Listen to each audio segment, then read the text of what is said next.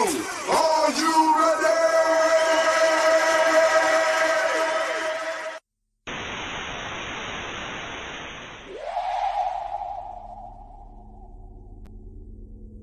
That's the Chicago way.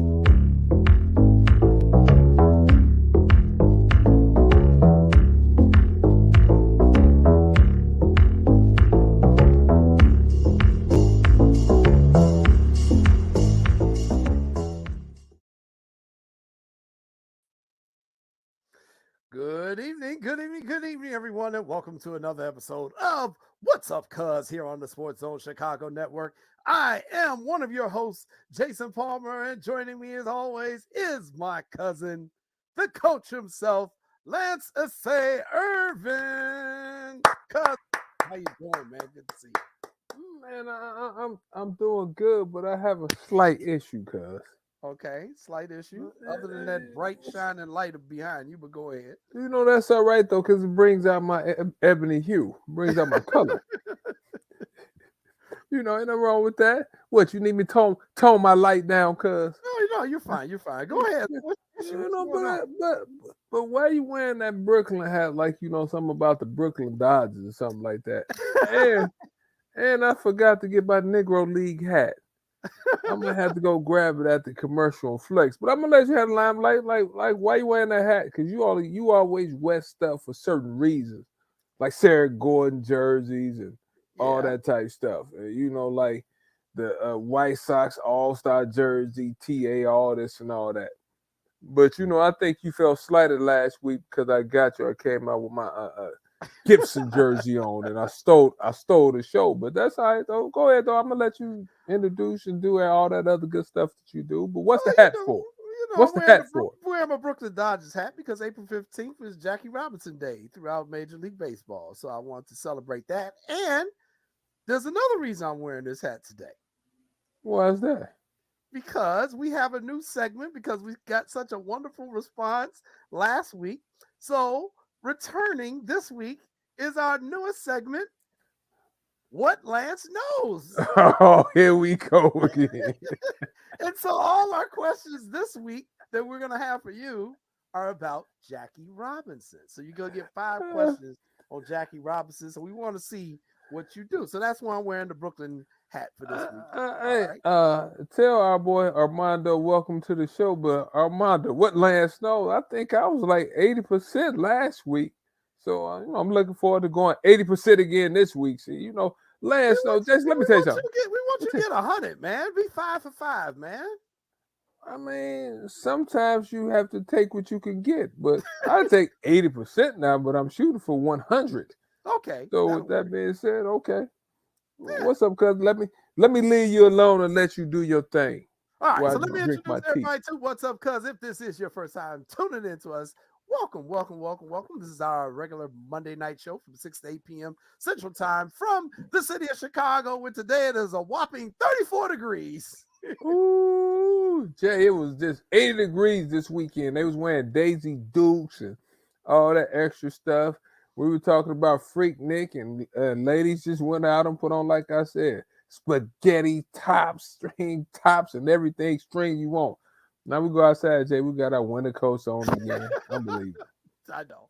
And it was snow flurry. So, welcome to spring in Chicago. So, welcome everybody to What's Up, cuz. Once again, I'm Jason Palmer along with my cousin, the coach himself, Lance C. Irvin.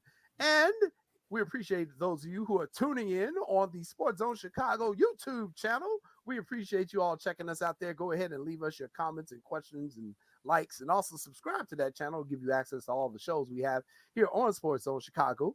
If you are tuning in via the Facebook live feed that Lance Irvin usually has, I got mine. Yeah, look at, see, got to remind them. Put your Facebook live feed up, cuz. Go ahead and send us some shouts out there as well. We appreciate it. And if you're watching us on the Sports Zone Chicago Roku channel, if you have Roku and you have not downloaded the Sports Zone Chicago channel, what you waiting for? Go ahead, add it. You can check us out via that streaming service. And if you are mobile and on the go and always got something to do, or you're in the car or somewhere else and you're trying to tune in, that's cool. Just download the Sports Zone Chicago app. We have an app. You can put it on your phone. You can put it on your tablet. Anywhere you can download the app, we encourage you to do that so that you can take us with you. Gives you access to all the shows, the reruns, if you missed the episode, and of course today's live show as well is also on the app. And if you do not have the Sports Zone Chicago app, my cousin Lance, he's getting ready to tell you where you can get it. You know, you find on the iTunes store, Amazon store, and the Google Play store. And also, like my cousin Jason said, you can make sure you guys follow my cousin Jason on the social media platform, also my social media platform. You know, my cousin says some crazy stuff, but he writes some very good articles. So make sure you follow him and follow us, and welcome to the show. But cuz you know what though? Before we get started too though, see, you're not an NBA basketball guy. You're not NBC because you should have came out here excited and enthused. You don't know what happened yesterday. All the home teams lost, basically. No, you don't know what happened. Go ahead. Oh, I didn't know about that. I thought you were talking about what else would happen. I thought you were talking about. Go ahead. I thought you were talking about E40. I thought you were talking about E40 getting escorted out of the game. Yeah. What happened? I heard some of it, but what happened to the man? We'll talk about that later. Okay, let me leave that alone. That's a whole different segment. But yes, you are the NBA guy. That's why we have you on the show. You are our basketball aficionado. And thanks to you, tell them who we got coming on tonight, coming up at 6:30, because we got a great guest coming up. Well, you know one thing about us, Jay, we started this show as a platform to introduce people that probably doesn't get enough limelight, but this man right here is getting a lot of limelight. When I called him up, I said, "Hey, champ." He was like, "What's up, champ?" You know, he called me, "Hey, champ, we need you on the show." So I said, "You know what?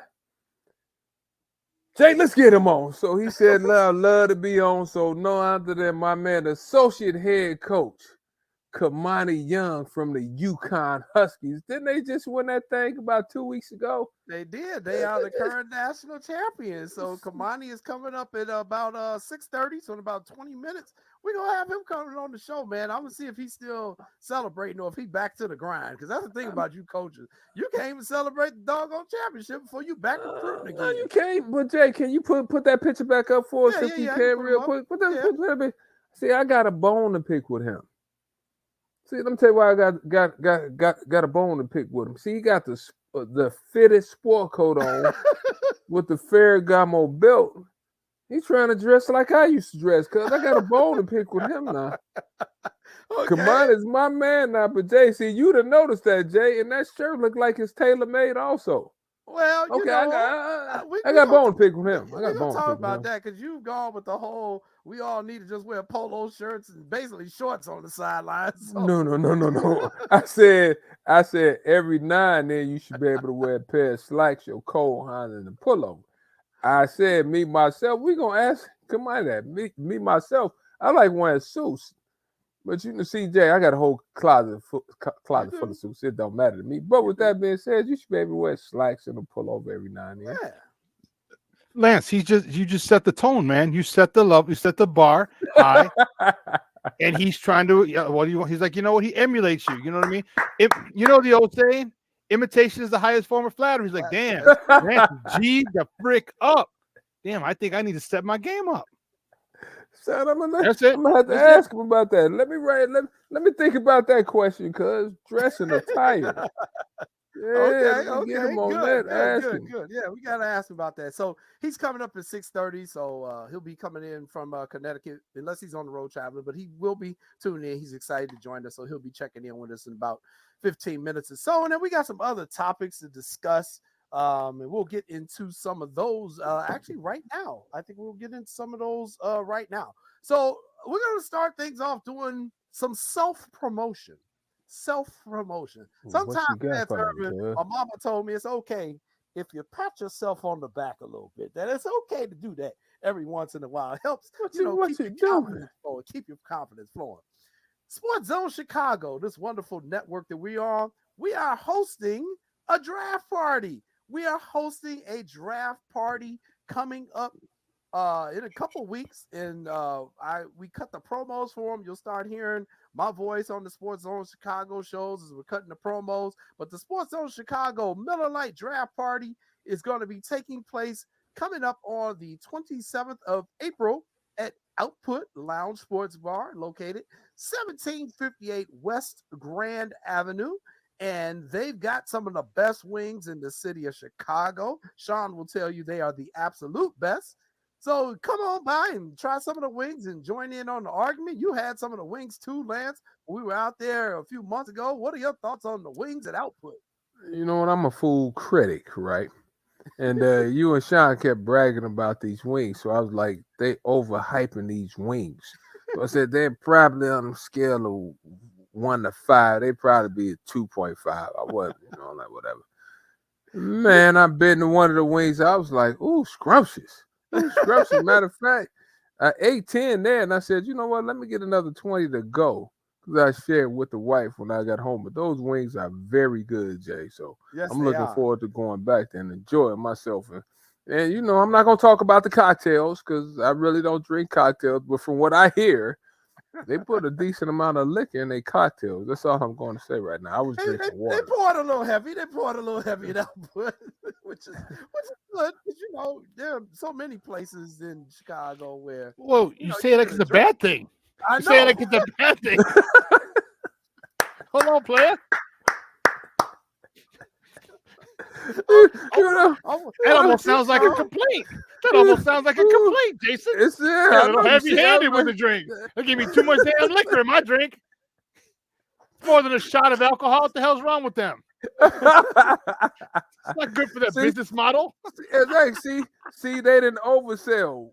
Now somebody said, but I maybe had a little taste when somebody switched my cup on me. I was like, ooh, The old that's how I switcheroo. like. Yeah, that's how I like my cocktail. I was like, oh, my fault, wrong one. Bring me another one. Oh, yes. So we're gonna be at Output. We'll be there for the draft party. Currently, the Bears are drafted. Is it eighth, Sean? I got it right. It's eighth. Ninth. It's Ninth. ninth. I'm sorry. All Ninth. right. So they are drafting ninth. So we're gonna be interested to see. And the thing about draft night is that things change quickly. So we'll see what happens on draft night. Will the Bears move down and get even more picks? Will they move up? Will somebody else get traded? You never know on draft night. So it's always a cool event. Make sure you are there. We will have most of the Sports Zone Chicago family is going to be there as well. So, everybody be sure to come by, check us out at Output. It's always a good outing. And, it's the NFL draft where, what's so interesting about the NFL draft night? It's the night where everybody has hope for their team. no matter how bad you were or how good you were. It's like we're all back even, like, okay, we can fix this thing. All we need to do is. So that's why I love the NFL draft. And the NFL has done a great job of promoting the draft night and making it kind of like its own sporting event in itself. So join us, everybody, at Output. We'll put the information up throughout the show. It'll be down on the screen scrolling, and we'll be putting up our Hey, brochure. cuz, and you just said something. You just said something interesting, right? Everybody has hope on draft night, but for guys that cover sports like you and I, Sean, I kind of look to see, okay, what are the general managers? What are the front office doing? Like, how can they improve? But I listen to stuff they said and things they do, right? Your actions speak louder than your words. And for the Bears, we basically gutted our whole defensive unit. I don't know what you agree or not. So you gutted that out. Yeah. So now you traded your pick. You traded back. You didn't trade up. You traded down to get some more access. So I'm curious to see what are we gonna do with our picks. So with that being said, I mean, I think we should go defensive line first, maybe, or linebacker per se first. I don't know what your thoughts are, and I'm not trying to change the subject all over the place, but I'm a Bears fan. See, I don't have a side piece team like you or Maya. Like I don't do all that. I've said what I've said about the Bears, and that if I'm them, just me personally, I'm going to get me some offensive linemen or some defensive linemen. Whoever's the best available on the defensive line, the offensive line, because I believe if you're building a football team, you do it from the inside out. I think you got your quarterback.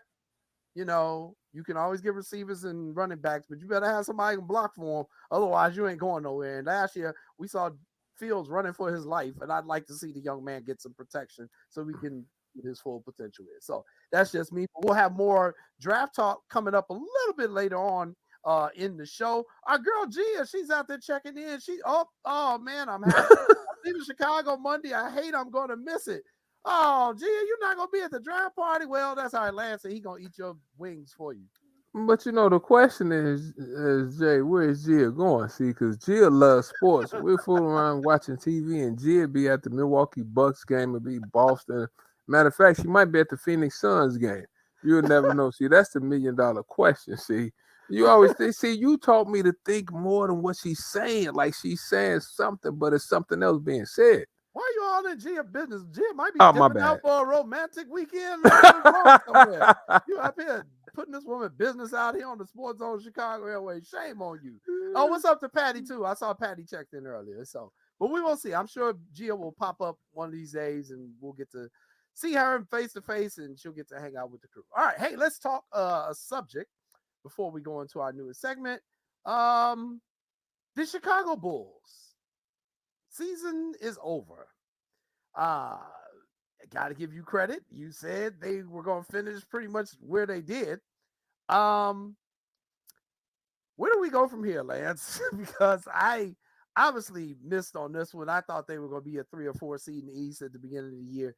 You did not agree with me, and you were 100% correct in doing so. I mean, first of all, if you the Bulls, right, you have to say the season was a disappointment.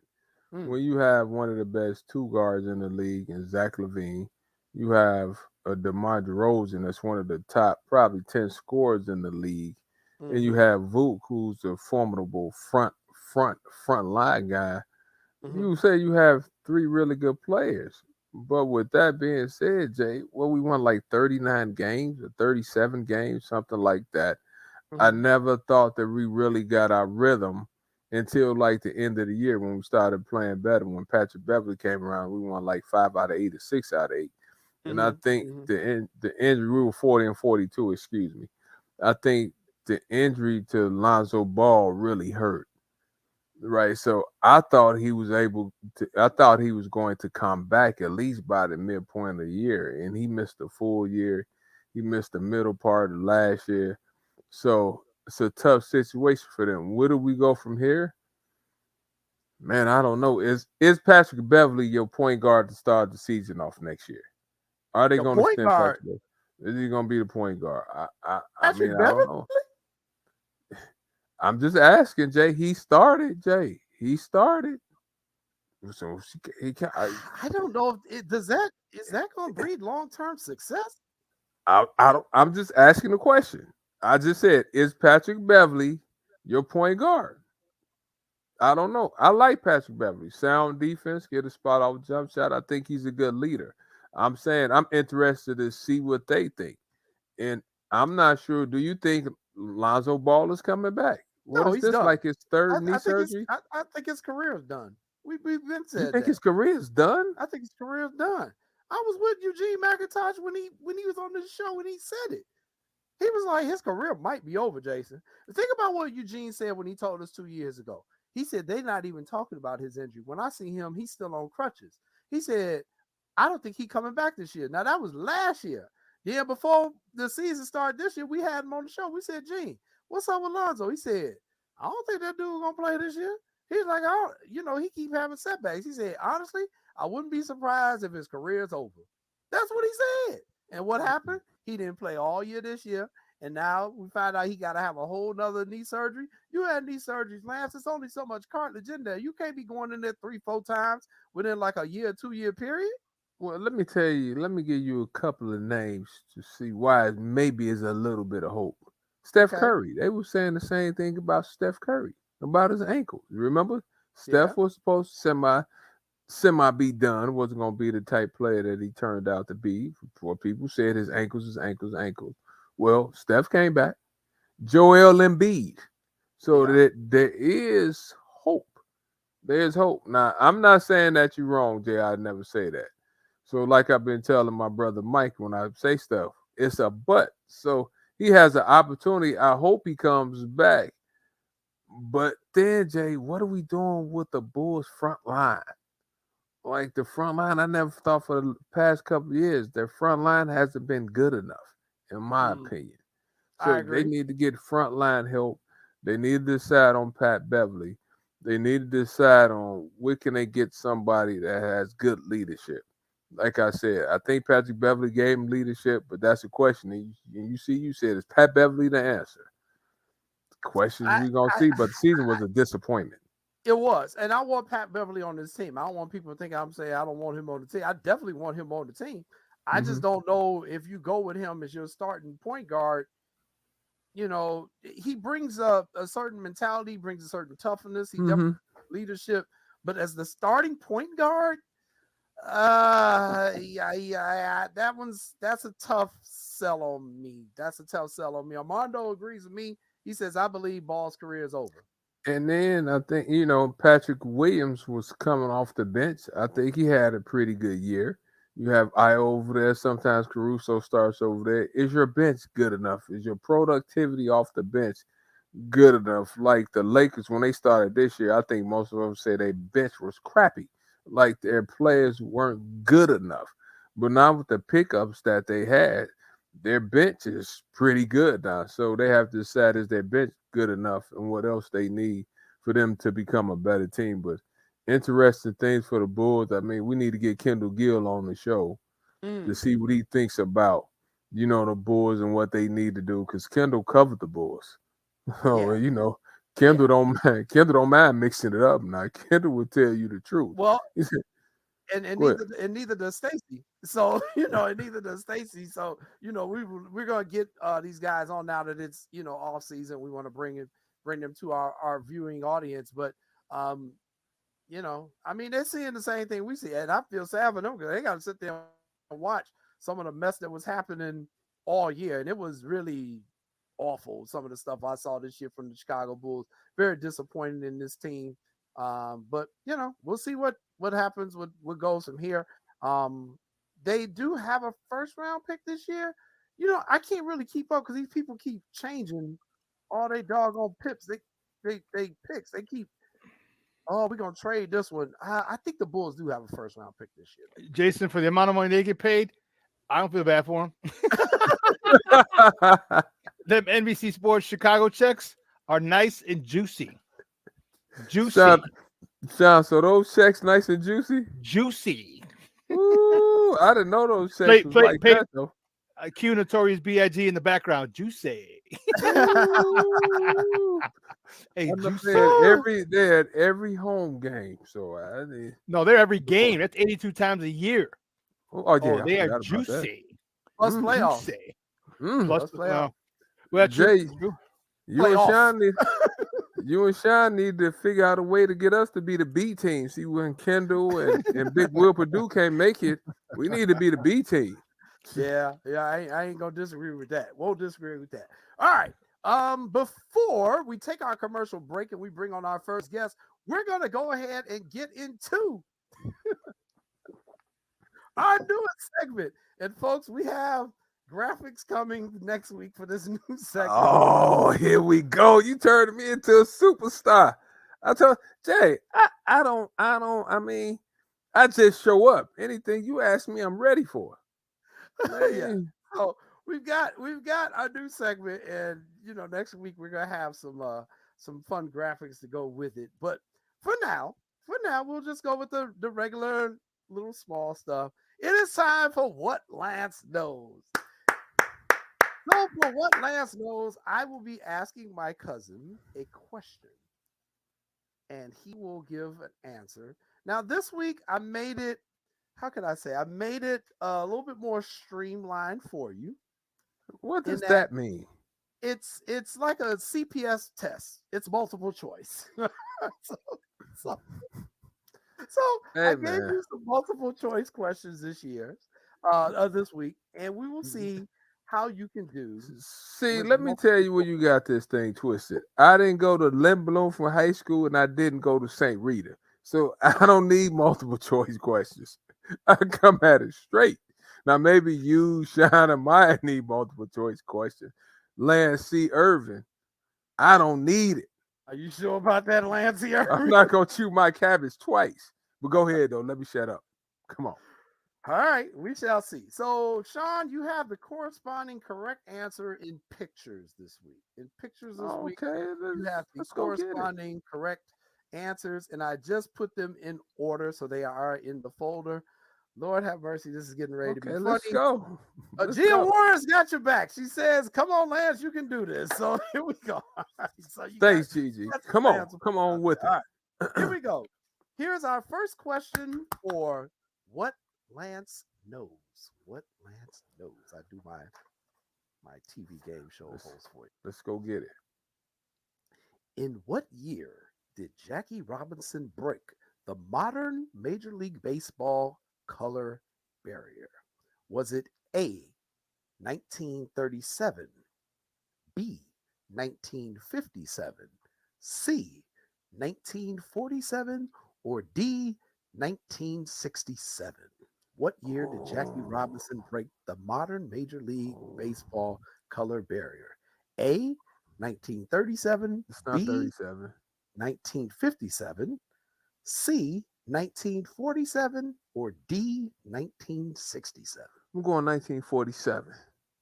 He's going with 1947. Is that your final answer? Final answer. Sean, is 1947 correct? It is. Come on It now. is. Talk April to me 15, nicely. 1947. Lance Irvin, you're Talk on to the me board. nicely. Way Talk to to hit me the nicely. first. Oh, boy. Talk Oh, to me boy. nicely. All Talk right, to he me gets nicely. It's a check mark for that one. All right, that's one correct. All right. All right. Question number 2 for what Lance knows. Major League Baseball retired Jackie Robinson's number in 1997. His number is now worn by all Major League Baseball players on April 15th, which is official Jackie Robinson Day. What is his number? Is it A, 22, B, 32, C, 42, or D, 72? Well, you know what, Jay? You give me questions that it's 42. Everybody knows it's 42. Okay. All right. You're now 2 for 2.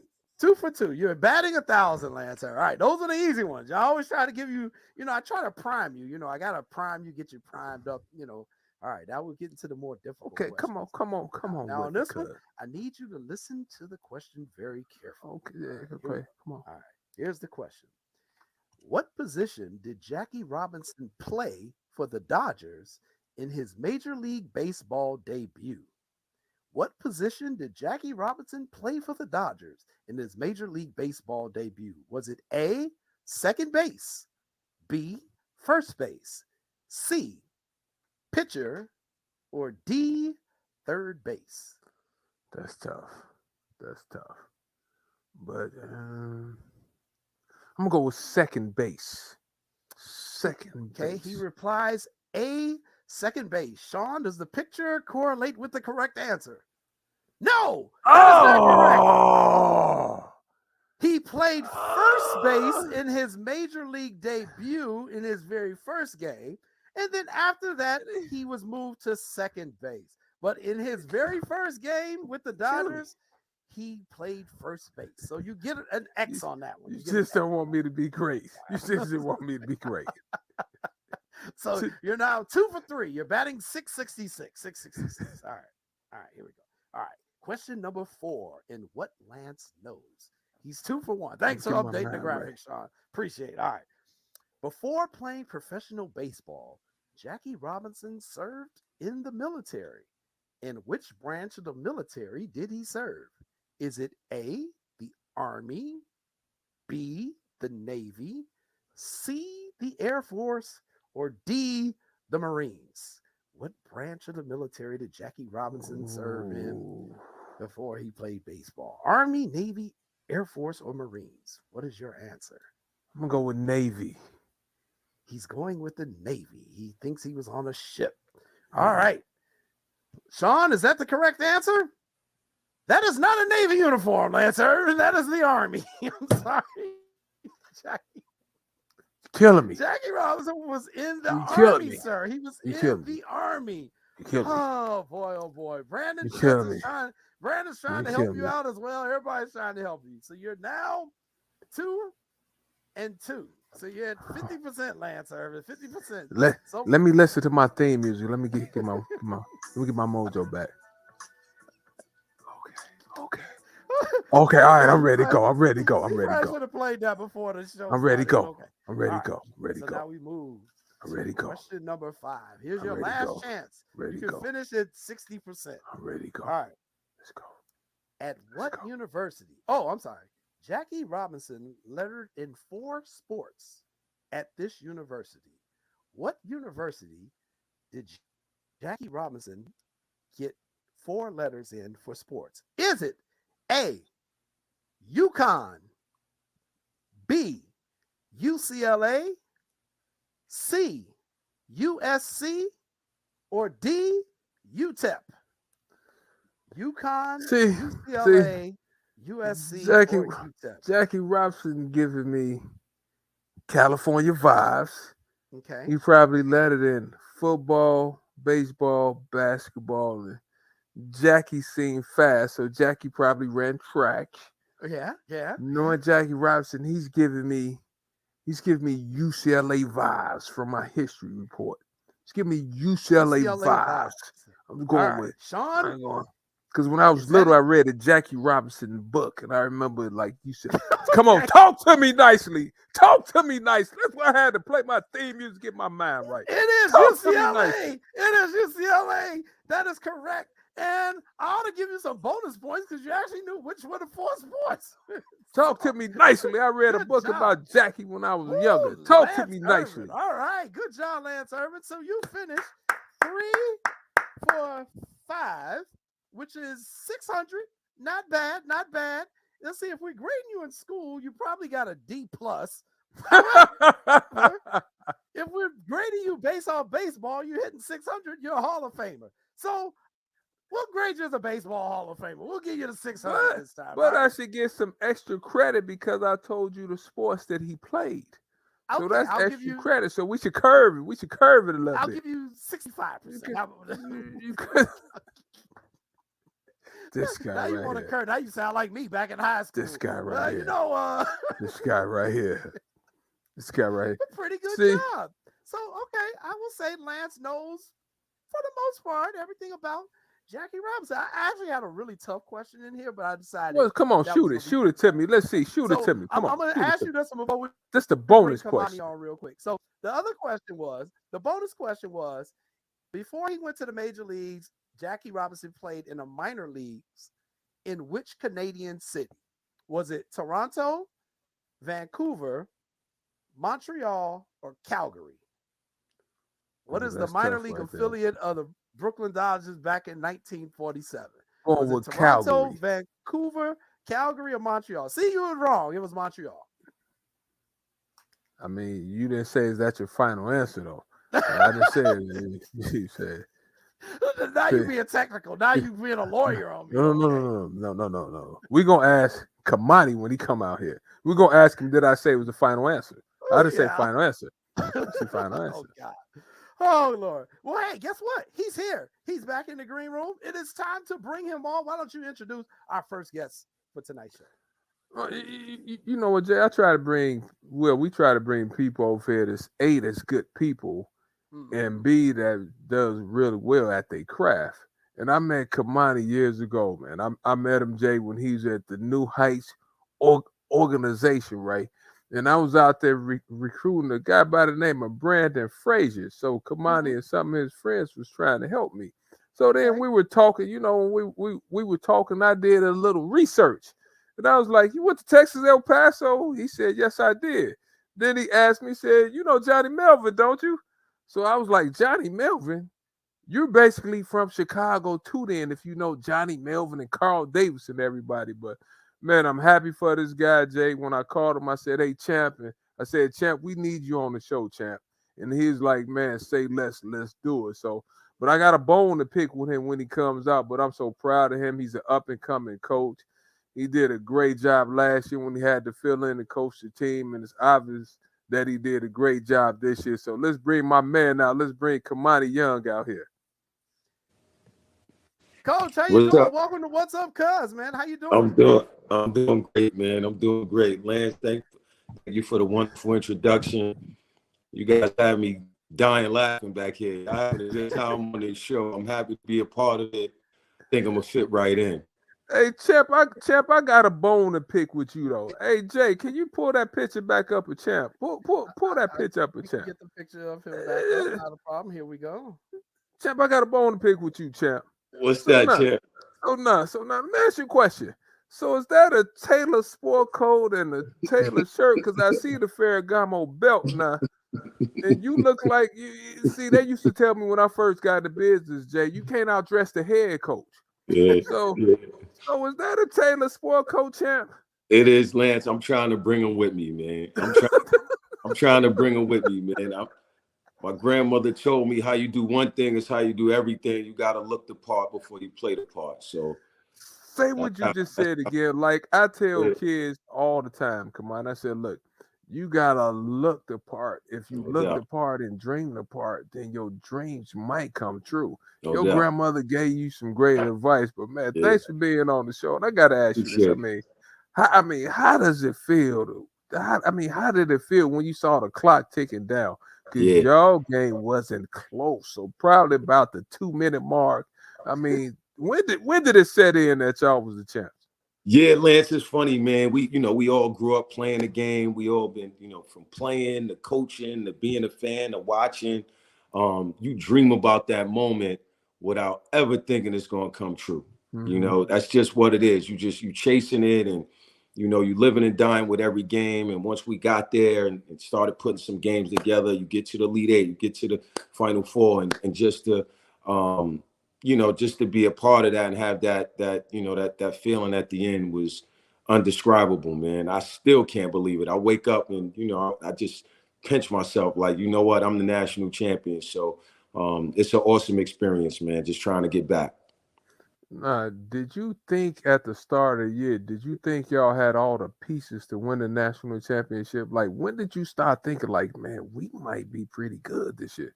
Yeah, it's funny. My girlfriend is in the background laughing because I didn't think so, Lance. I'm gonna be honest with you, man. I used to come home in the summer. Yeah, I just hope we can make the tournament. You know what I mean? I didn't see it, man. We have 4 new transfers. We were depending Mm-hmm. on young guys to fill some shoes they hadn't been in terms of, Jordan Hawkins and Andre Jackson playing roles that they hadn't played. We were depending on, Tristan Newton to step right in and fill a big void that was left by RJ Cole. Mm-hmm. Tyrese Martin had became a second round pick. He was playing in the NBA. We didn't have anybody that, that had that experience stepping into those roles. And the summer was tough. We was really pushing it to the limit. And, Mm-hmm. we didn't know what we had in Donovan Clingan. He was going I against like him. Adama Sanogo every day. Mm-hmm. He was limping out of there every day, not knowing, what he would bring. But we got off to a great start, hit some bumps in the road, and started clicking at the right time in terms of the end of the season. But in the stretch run, Kamani, like y'all beat some really good teams. You beat Miami, you beat Arkansas, you beat Gonzaga. I mean, y'all beat the who's who of college basketball. Yeah. Which team did you think could probably give y'all the toughest time leading up to the national championship game? Because when my cousin Jason and he bought the brackets out, and I didn't really look all over, but when I looked, I said, you know what? I said, Jay, I think UConn could win it all. I thought Arkansas probably, like I said, if it's gonna be a stumbling block, it'll probably be Arkansas. Was it anybody there you was like, whoo, that's a bad matchup? Yeah, I tell you this, Lance, and you're a coach. We had lost in the first round in back-to-back years. So we didn't go into this tournament with a ton of confidence. We went into this tournament, feeling like, hey, you know what? We got to get over the hump of the first round. If we can get to the second weekend, that's an improvement for us. Mm-hmm. And St. Mary's was a tough challenge. They Forgot had about they that. had they had the size, they had the shooting. They were good defensively. Like they that was no pushover. You watch them on film, and they handled Gonzaga early in the season. So we really took it game by game. Arkansas was a tough matchup. you know, because of their size and their length. And, you know, they had 2 top 5, top 10 picks and Anthony Black, Nick Smith. So, you know, you're looking at them on film. But what I realized going through this run is how well the Big East Conference prepares you for the postseason. You know, it really does. The physicality that we see night in and night out. You know, none of those teams we played in the NCAA tournament, with all due respect, matched up to that. You know, like I saw Providence play when you talk about being physical, right? And I watched them play, and I said, you know what? They more than physical. And I watched Creighton play too. So y'all league is like, people say Power 5. Y'all are a Power 5 league. Yeah. So with that, y'all Power 5. But how has your life changed since y'all won the championship? Has it changed? Has it changed? Are you eating? Are you getting more free meals? Not yet, Lance. I mean, listen, it's funny, man. You play so long that you don't get a break. You know? Now you're dealing with who's leaving, who's staying. Oh my goodness. You know, that's a challenge in itself. You know, then you're looking in the transfer portal to try to supplement, you know, the guys that we got coming back and this, you know, incredible recruiting class we have coming in. So it's been nonstop, man. I'll get some time off, man. You know what? And I'm going to get to the transfer portal in a hot second, but do you think it should be like a break or two after the season where, you know, like, look, everybody needs to take 2 weeks? Because I think football, if I'm not mistaken, I think they get about a month off or a couple of weeks where you can't do nothing. Do you think it should be a break like that? Because like you said, basketball is the only sport that plays 2 semesters. Yeah. So what's your thoughts on that? Yeah, Lance, it's tough, man. You know what I mean? Like most of those schools that we were competing against in the transfer portal, they got a head start on us. You know, a lot of those teams, you know, were done, whether it was the first round, second round, and they can get a jump start on those, you know, on those transfer portal kids. We're playing all the way through to the last day of the season. And then you fly in, you know, parade and back at it. We had a visit on campus this week. You know, so I do think that that's something that the NCAA needs to look at. We all need a break. We all need some time to, you know, spend with our families and try to regroup and get ready to do it again. But I wouldn't have it any other way than we had it this season.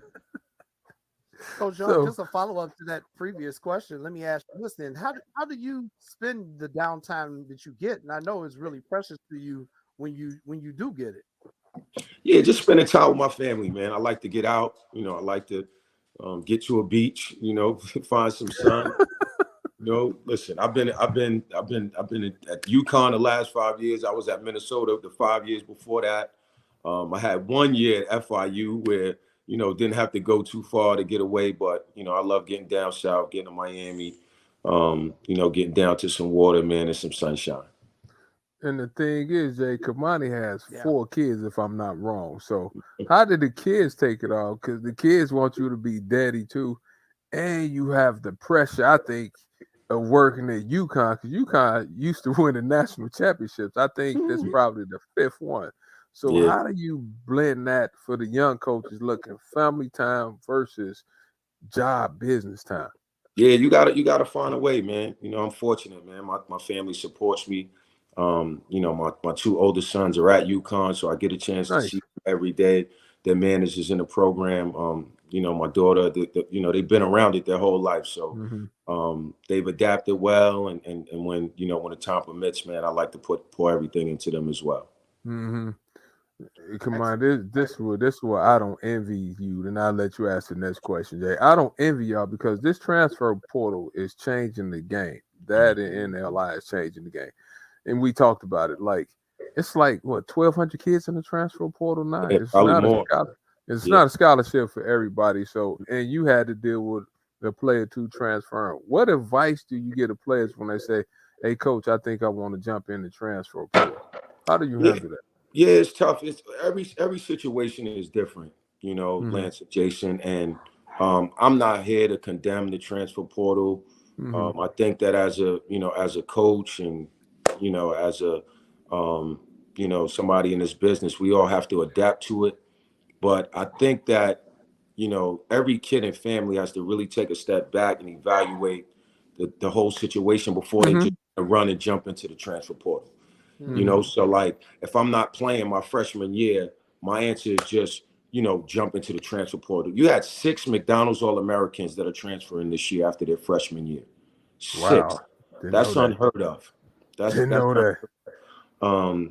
You know, and that's the problem that I have with it, is that, you know, growing up for us, you had some adversity, you learned how to overcome. You know, you're not playing as a freshman. You know what? I'm gonna get in the gym in the summer. I'm gonna work out. I'm gonna play more. I'm gonna challenge myself against the best. And if it doesn't work out for whatever reason, and you want to transfer, you knew that there was a penalty. I would have to sit out a year before I can transfer and play again. And I think that deterred, you know, young people from just, you know, running away or looking to transfer. So, you know, listen, there was some guys in our program last year. We sat with them. We were honest with them. This is the role we see for you. This is how we see you progressing in our program. You know, we want you to stay, but this is the reality of what it's going to be if you stay here. And, you know, 4 of those guys decided to leave. And we had to replace them, you know, and we got better from it. We wished them the best. Some of them made good decisions. Some of them made poor decisions. But, you know, if we could rewind and go a year back, I'm sure, you know what I mean, some of them would say, hey, I could stay and be a part of a national championship, you know, program. They would have decided to do the latter. So, you know, every situation is different, man. You know, I think it's hurt more than it's helped, but, you know, as part of our business, we got to adapt to it. All right. We are being joined by Kamani Young from UConn. You are watching What's Up, Cuz. We are going to take a quick commercial break, and we're going to come right back because we got more questions for him. Because Kamani, there's definitely a question that I need to ask you about in terms of this year's particular tournament. So stay tuned, everybody. Oh, Kamani, get ready. He asks crazy questions, boy. All right, you watching Lance, what's up, man? What's up, guys? It's your boy, the Superback, Sean Sierra, and I want to let you know that Sports Zone Chicago is hitting the streets. Come hang out with your favorite Sports Zone Chicago personality at our live broadcast at the Sports Zone Chicago Draft Party on Thursday, April 27th at Output Lounge, located at 1758 West Grand Avenue at 6 o'clock. Join us for the best wings in the city, a live show, and an all-around great night because you know how we get down. So don't meet us there, beat us there. And we'll see you Thursday, April 27th for the Sports Zone Chicago Draft Party at Output Lounge, located at 1758 West Grand Avenue in Chicago.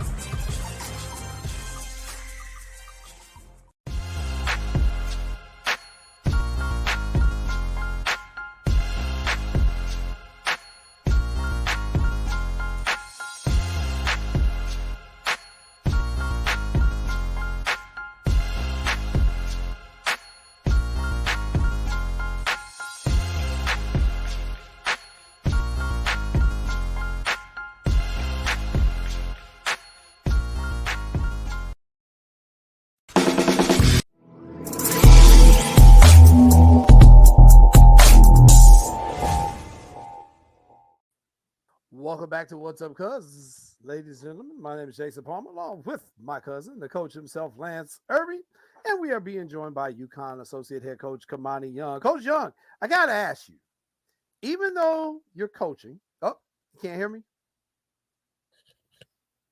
Can everybody else hear me? I can hear you. All right, is it just Kamani, Kamani? can you hear him? Oh. Can you hear me, cuz? Kamani can't hear. I can Kamani hear can't you. Yeah, Kamani can't hear. Maybe something on his end. So we'll have to check and see. It might be something on Kamani's end because we can all hear each other. So it may be something on his end. We'll give him a little bit of time to check his connection there and see. These things happen during live television. Not a problem at all. Very interesting. you know, the transfer portal thing, because Lance, one of the things I was really laughing about was Angel Reese. You know, especially after winning the national championship and then after the incident with Caitlin Clark, her Instagram followers went through the roof, and they said now Angel Reese is probably gonna make almost $1 million as a college player, which is more than she would ever make as a WNBA player. And I'm like, this is the advantage that the female athletes are now starting to get, because, you know, for decades they were getting, you know, the raw end of the deal. And now it seems like because of what's happening with the NIL that they're able to do this. So I'm going to bring that up with Coach. Is he ready? Okay, we're ready. Let's bring him back. Coach Umani, how about now? Can you hear us now? I'm good. I'm good. Perfect. All right, Perfect. excellent, excellent. All right, so let me ask you this, because you were actually involved in the tournament this year. Mhm. But for those of us who were just fans and we had brackets, this year was a complete disaster.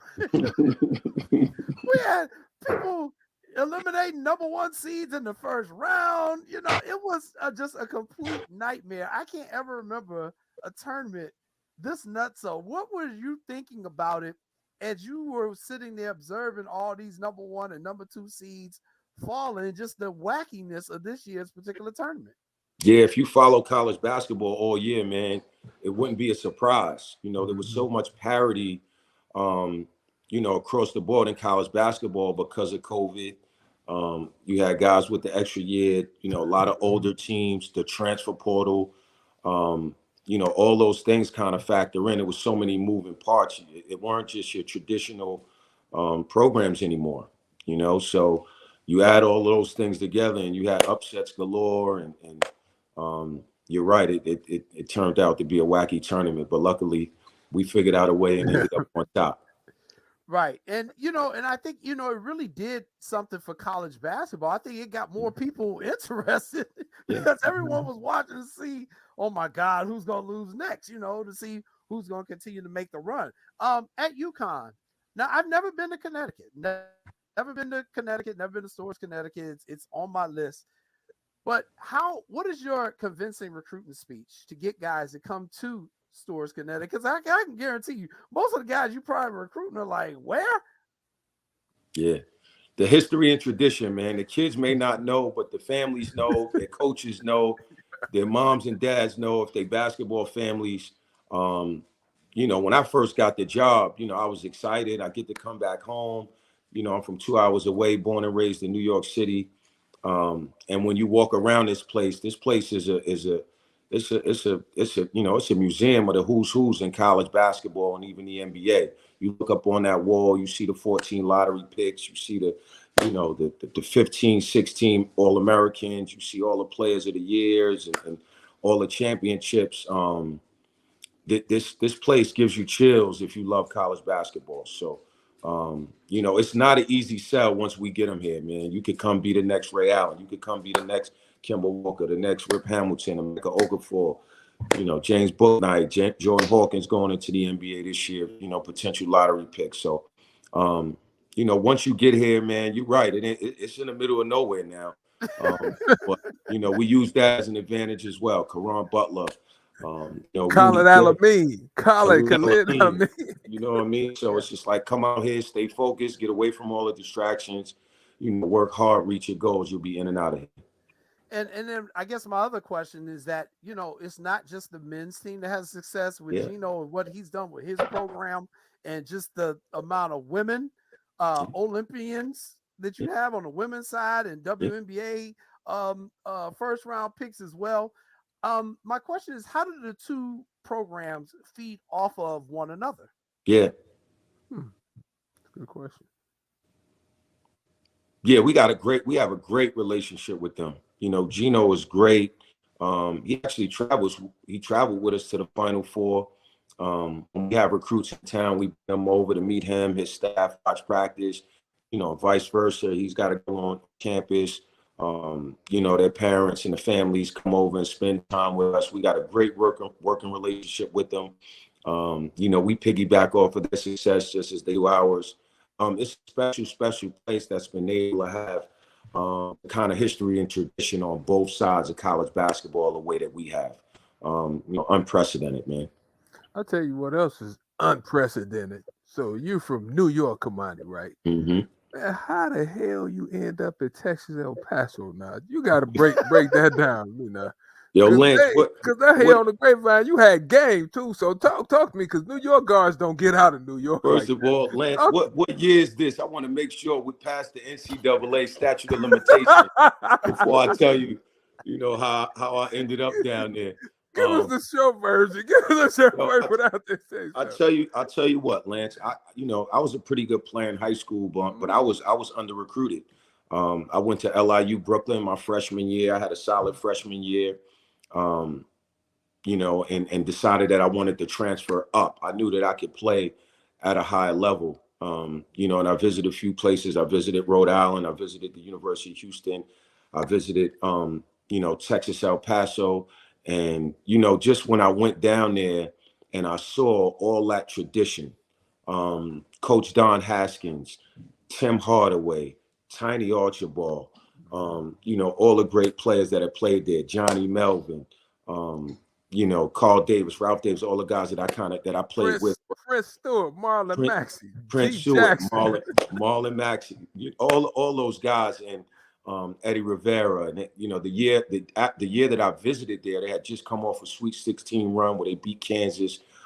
Every year there was always talk about what Coach did in 1996 and in 1966, pushing the game forward, being the first Division I school to start 5 Black players. I wanted to be a part of that history. I wanted to be part of that tradition. And it was easy. It was an easy sell for me. I went down there, the best 4 years of my life. I created friendships and relationships that got me on this Zoom call right now. When I was in college, we went to Chicago every summer, played in the Pro-Am up there, got to know so many good guys, so many good people. So it was awesome to be a part of, and part of the reason why I'm still coaching today.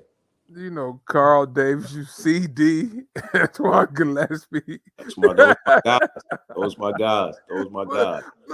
How was it to play for the Bear? Because I went to Colorado State, and I'm older than you, but when I was playing, they had Antonio Davis.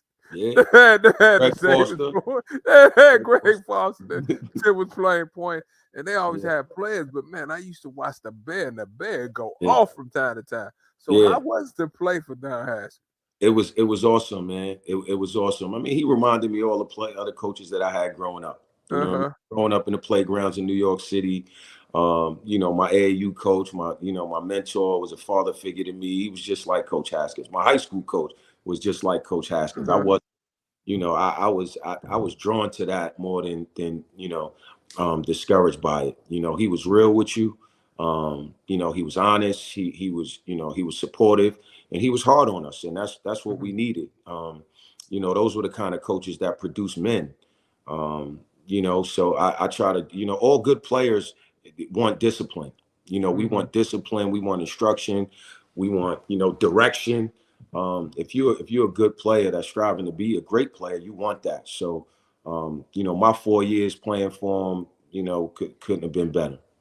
See, Jay, that sounds like a head coach. Let me ask you this. So last year, I can't remember what happened to Danny Hurley, right? So they say, Kamani, you have to coach the team.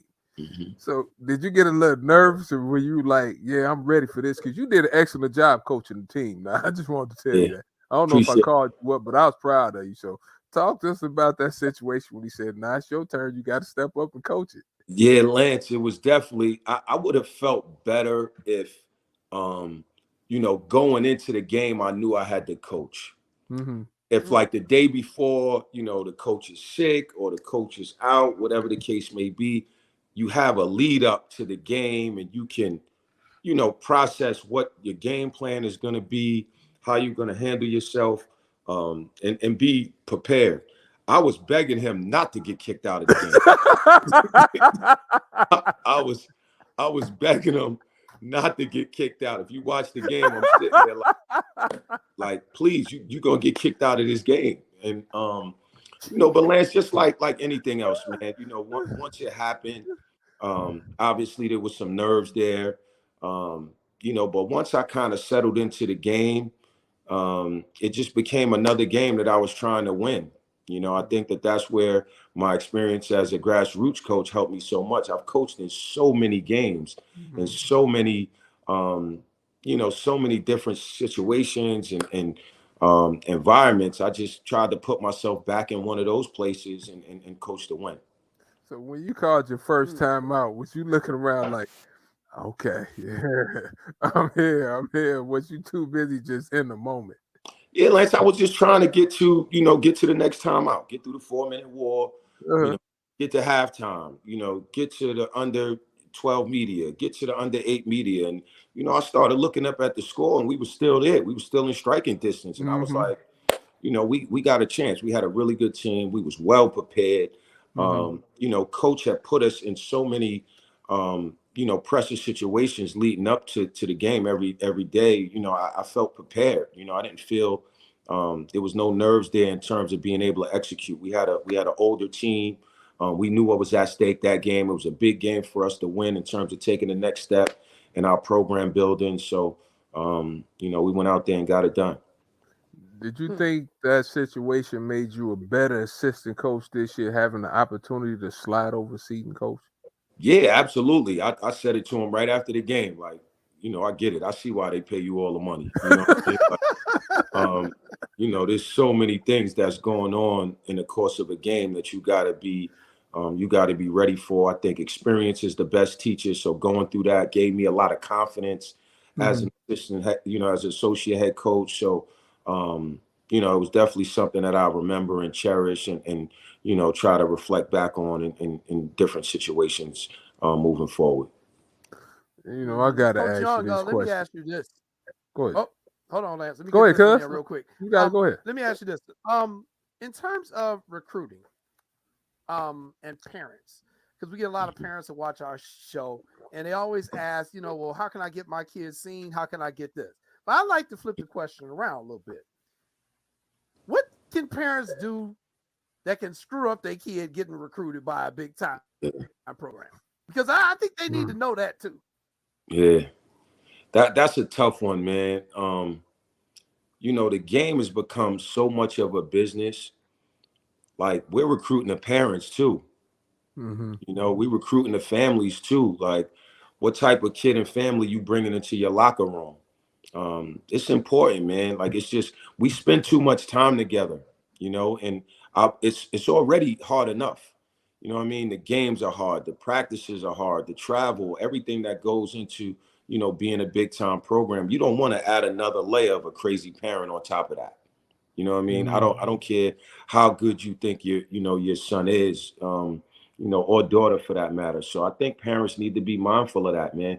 It's great to be enthusiastic. It's great to be supportive. But I think at every level, you got to let go a little bit more. And once you get to college, I think it's time to really let go. It's time to support your kid, support the coaches, be a fan. Because they're dealing with a lot, man. They're failing in real time. What I mean? It's not like when we played, maybe a newspaper article, maybe we on TV, once a month or something like that, maybe a big game, but like every game they play is on TV. Every moment that they're on the court is being reported on Twitter. Everything they do is being scrutinized. So like, they don't need any external pressure. They don't need mommy or daddy, yelling in the stands, causing a scene. They need support and love. That's an excellent I'm glad point. you said that. Oh God, I'm so glad you said that, man. Oh my God, because Kamani, I've ref basketball, I've ref water polo, I've ref volleyball, and I'm like, first of all, your kid ain't playing for nobody, so you should be enjoying these moments in high school. Number two, even when I get the elite kids, if I get sometimes their parents are acting out, I've heard the high school coaches tell these parents, they're college coaches here, and they're watching you just as much as they're watching your child. And I think the parents understand that. So I'm glad we had somebody who come on the show and said that as well. And I'm gonna flip the question the other way. What can parents do to support their kids? Because these kids are dealing with a lot, especially those who went through COVID. Mental health is now something we're more focused on as a society. Thank God we're finally going to that. What type of support does a college parent need to give a Division I athlete, regardless of the sport they're in? Good Yeah, question. just be their parent. You know, just be their parent. I think if you have a Division I athlete, you've put enough people around them to help them with basketball. You know, whether it's a high school coach, an AAU coach, a mentor. You know, a lot of these guys have agents now, you know, with NIL. You know, put them in the hands of people you trust that know basketball and understand the business, hopefully, because they've been, you know, they've walked this walk before. And just support them as a parent, you know, support the coaches that you put, you know, that you've entrusted, you know, your kid's career with. Like that. I think that's the best thing. If there's is questions and things that you need to talk to the staff about, myself, whoever, you know, head coach, feel free, you know, but putting that kind of pressure on your kid does not help. See, that's a great point. You know, I got to ask you this question. Now, my cousin and I, we argue a lot, as you can tell. He think coaches should wear suits every game. Suits every game. You know, some coaches wear sweatsuits and they wearing khaki or slacks, whatever. Mm-hmm. What does Kamani Young prefer wearing? How do you think the dress code should be? Yeah, I think we should wear suits, man. I think we should wear suits. Oh. I think we should, and I'm gonna tell you why, Lance. And Lance, you'll appreciate this as a longtime assistant. My thinking was, in order for us to be considered for opportunities, head coaching opportunities, we still have to show our professionalism. The head coach, he has his head coaching position. He's already, you know, he's gotten to that point. I think for assistants, it's important for us to still look professional. It's a professional business. We're in professional positions.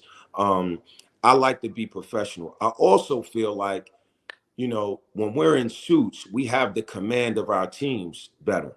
Mm-hmm. Our teams understand that we're still in a professional environment. We still got to conduct ourselves a certain way. Because if you remember, when it was COVID, because there was no stands, because we were all in sweatsuits, we were all trying to generate a certain level of energy and enthusiasm on our own. You know, and our games started turning into AAU games. You know what I mean? Like, you know, we hooting and hollering, you know, and we throwing the 3 sign up, and we started doing that. We started doing that as coaches. Right. You know what I'm saying? Like, because we knew that we had to generate that enthusiasm. So, you know, once we got fans back in the stands, I said, Coach, we got to go back to suits. We got to start, you know, we got to button up, man, and go back to looking the part. See, because I told Jason, I said, nah, me, Kamani, I said, I like wearing suits because I grew up watching my father. My father worked at Xerox every morning. He got up wearing suits. So I enjoy wearing suits. And I told people, I said, I couldn't wear sweatsuits over there. And I don't mind slacks and a pullover, but I have to have on a pair of Cole Haans. That's just me. Mm-hmm. So I said, it's a happy medium, but that's why I fool with you, because your explanation is spot on. You said something I didn't know about. And I do agree, especially for African-American male that's trying to get a head coaching job. I know this.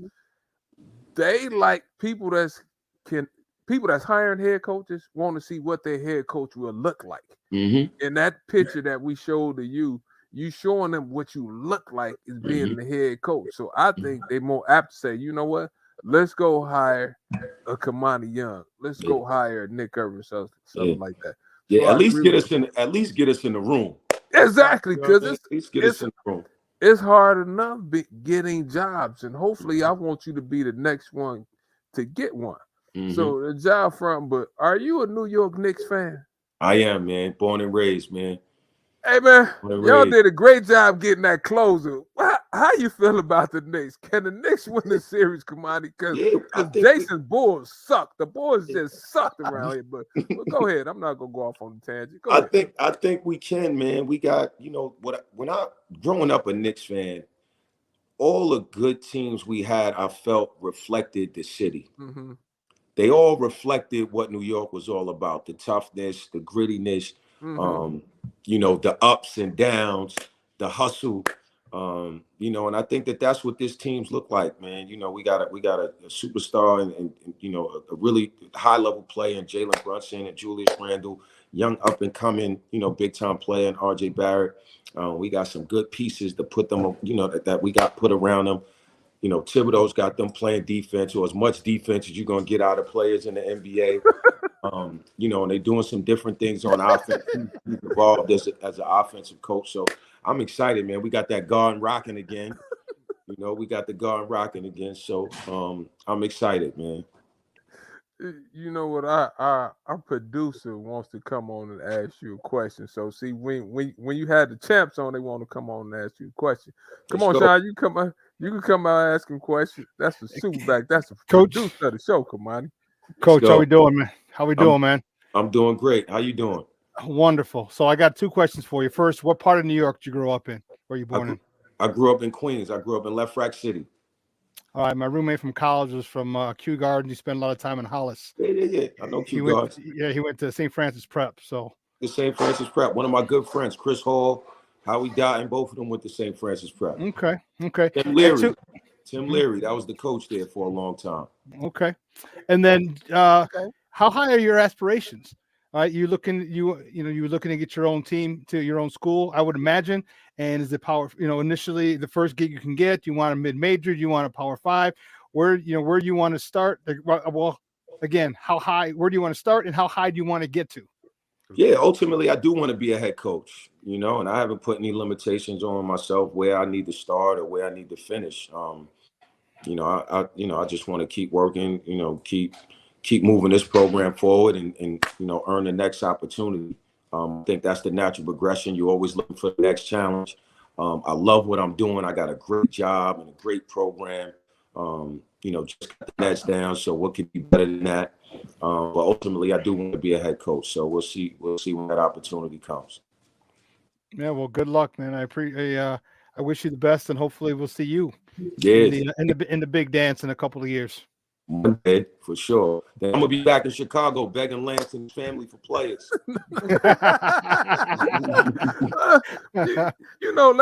Let me say this while you're on here. Like I said, you're a good person, and I appreciate you helping me when I came out there. Like Brandon Frazier was a good player, so you tried to help me, and I think I don't think people are willing to help like they used to. And I think we need more people like you reaching out like, hey, Lance, we have a player, why don't you come take a look at anything I could do to help you?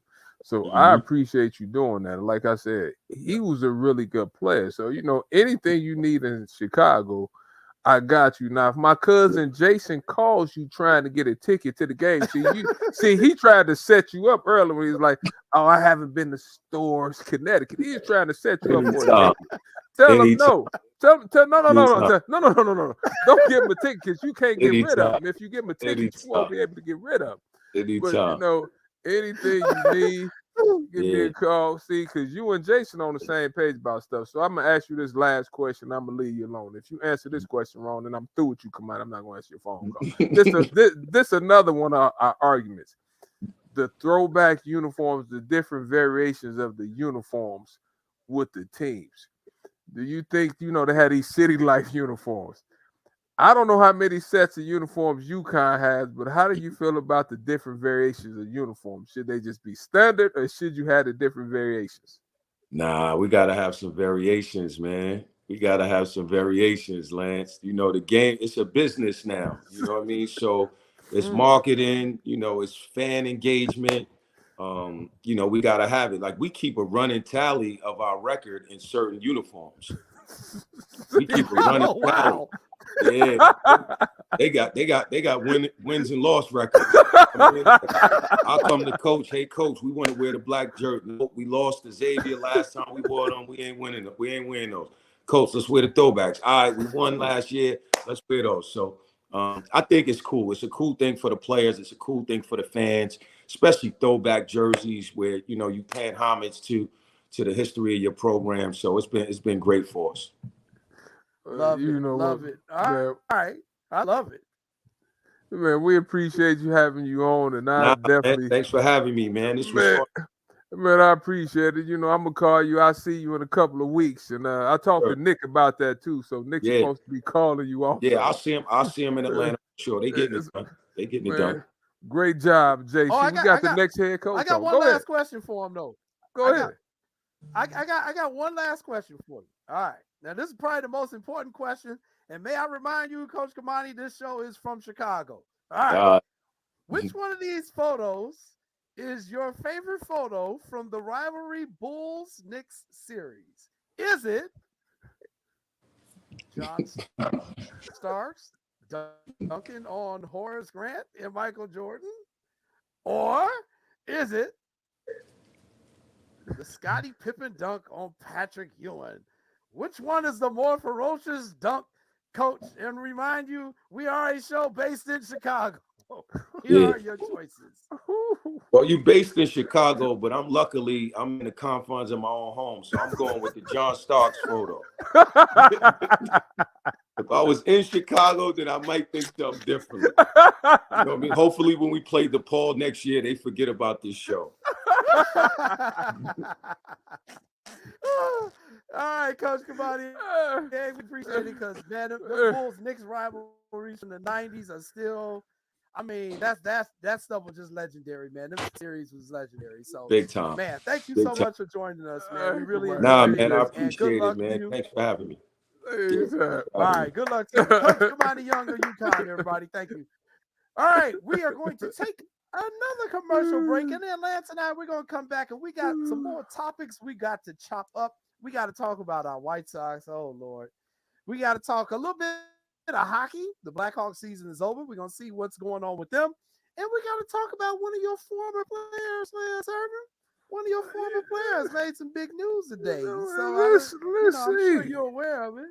Yeah. So you're watching What's Up, Cuz, everybody. We'll be back in a few minutes. Stay tuned.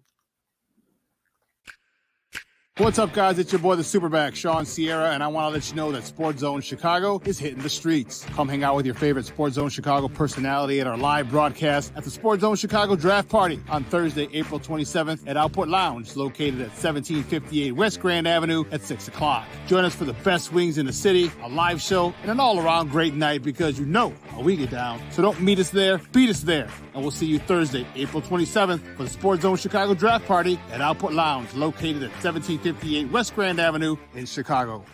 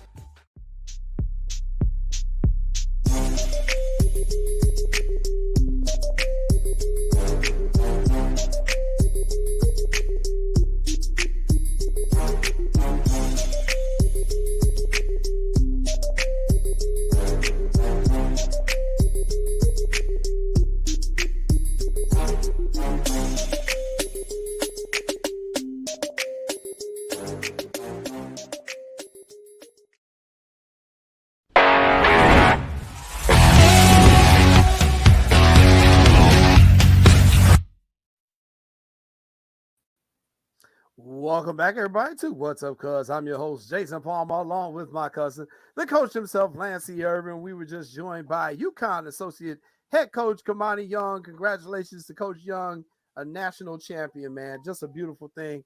And thank you so much, Lance, for getting him on the show to come in and talk to us. You know what, Jay? It's always enjoyable to have some good people on there to tell their history and tell their story. And one thing he touched about was how much time you have to spend in your craft, Jay. Like how many hours I don't think people understand how much time you spend away from your family. Like how many hours you have to put in, right? I tell people all the time. I remember up until Brookie was 11 years old, Jay, I missed 9 of her birthdays. I missed 9 of them, Jay.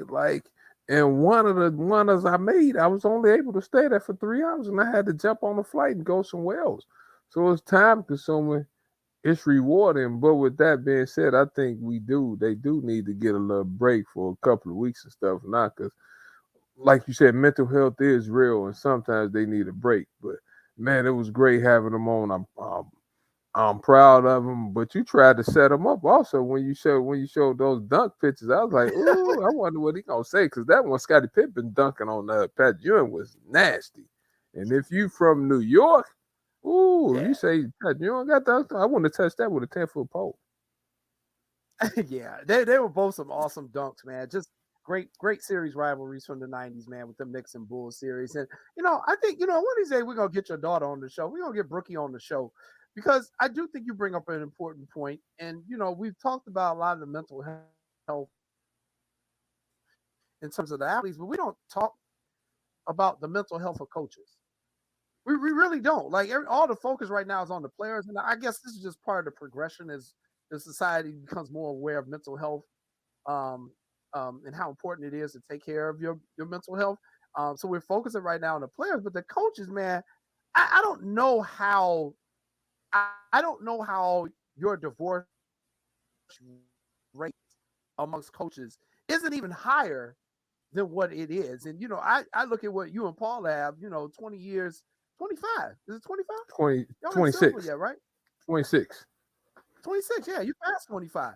I mean, that's a lot to ask your spouse to deal with when you're not there for that kid's birthday party and the other spouse got to stay behind and listen to all them damn questions. Where's my daddy? Why mommy ain't here for the birthday party? The spouses alone deserve an award. God bless their souls, Jay, because they put up with a lot. I mean, we're gone 90% of the time. You hear people in the stands talking crazy when the team doesn't play well. I mean, it's a lot. It's a stressful situation. And sometimes we come home, we're not necessarily happy. So we're frustrated and don't want to talk half the time. And you, man, Jay, you getting home at all time of the night and stuff like that. But that's why they said you have to pray about it and make sure you marry the right spouse. Because I know with Paula, she was a rock, Jay. Because some of the stuff I was going through from time to time, I was like, dang, coming in at 3, 4 in the morning, getting back up at 7. She was taking Bricky to school. I'm missing birthdays. I'm missing special occasions. But with that being said, I found a way to make it work. But I've seen a lot of coaches, Jay, when we talk about mental health, I should write a book on some of the stuff I seen, Jay. I'm like, ooh, that's tough. But it could be, people only see the highs of it, but there's some lows too. Now, everybody's not winning a national championship, right? Everybody doesn't have a really good team. So everybody administration is not a supportive and good administration. Like everybody doesn't play in front of sellout arenas. So, you have to take the good and the bad, but you have to love it. And I think most of us love it. I wouldn't trade them for nothing. So with that being said, it's tough. But like you said, have mental health. And you know what, Jay, we need to do? Yeah, we need to get some spouses on. We're gonna get some spouses. Yeah, we gonna that's a great idea, Jay. I wish we would have thought about that for women's wasn't it women's. That's all right. We can do it anytime. Yeah, we get spouse on. Do it Mm-hmm. anytime of the year, man. I'm sure the spouses would love to come on our show. Mm-hmm. Yeah, because I think they go through a lot. It's a lot they go through. I remember when we had my friend Trina Peel, softball coach. I remember we had Trina on, and Trina's husband is a college softball umpire. So she's a college coach for softball. He's an umpire. In the season, I don't know how they ever see each other because coming in and out. Games, they got a kid. I don't know how they do it. That's tough. But we shall see. Yeah, that's a good show idea. We'll have to do that. We know enough people who are happily married and their spouse will come on and tell us the stories. We get that on. But I'm definitely concerned about a lot of these coaches. We hear every once in a while the alcohol abuse is taking place among some of these coaches, and that leads them to make terrible decisions in their personal life. Mm-hmm. And these are the people who you're expecting to lead your young adult child. So I definitely think that's something we should explore. What's up? Because we don't shy away from any topic. So I think that'll be a good topic. But hey, I got one more basketball tidbit for you before we talk baseball. And the big news of the day regarding your former player. I got the information in a tweet shortly before we came on the show. But your former player, Adam Miller, also known as Ace Wolf, is transferring to Arizona State University. to be with your little brother, his high school coach, Nick Irvin. And this is now Adam's third school, as we were just talking earlier about everybody transferring. Wolf is going out to be a Sun Devil with your little brother, Nick. Your thoughts? You know, that's first of all, I'm happy for Nick and I'm happy for Adam too, right? Because they made a great pair in high school at Morgan Park, right? So hopefully they could bring that same energy and that same effort, and they can make each other better at Arizona State. But you know, anytime you Nick and you get a chance to get a player like Adam Miller, I mean, the sky's the limit. And like you said, this is Adam's third time, so you want to make sure you get this one right, because after this, there's no other, right? So with that being said, Adam's a really good player too. He can shoot it. So, you know, we had to work on the dribbling a little bit. Not saying he can't dribble, but we shore that up. He has potential to make money. But I think him and Nick could make good music together like they did in high school. So shout out for that combination. I'm happy for Adam and I'm happy for Nick. Matter of fact, we should have had Nicholas. Nicholas hadn't been on the show all year.